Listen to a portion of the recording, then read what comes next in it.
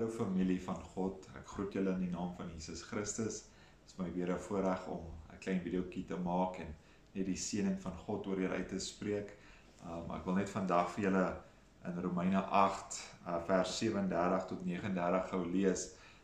Romeine is so 'n wonderlike skrif om te lees, Romeine 8, en as jy tyd het deur die dag, sal ek aanraai dat jy die hele hoofstuk gaan lees, want dit sal so 'n groot seëning vir jou wees en net jouself wys waar jy geïdentifiseer is in Christus en waar jy 'n seun en dogter van God is.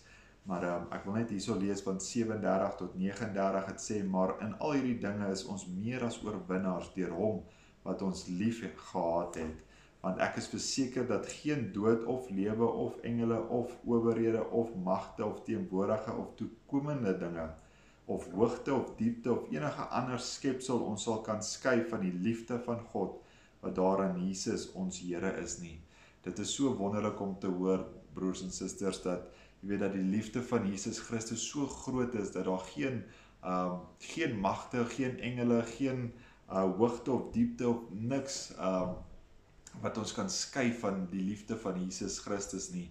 En so wil ek jou net aanmoedig vandag dat jy weet dat jy net sal dink aan hierdie dinge, dat die Hemelse Vader vir ons gesterf het, hy het op die kruis gehang vir ons en daardie liefde vir ons uitgestort het toe ons nog vyande vir hom was, het hy op die kruis vir ons op die kruis gehang, met sy bloed betaal, sodat ons ewige lewe kan hê.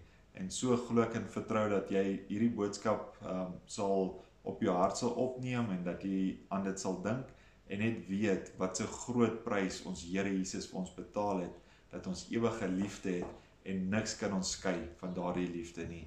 Lekker dag verder. Here seën julle ryklik. Amen.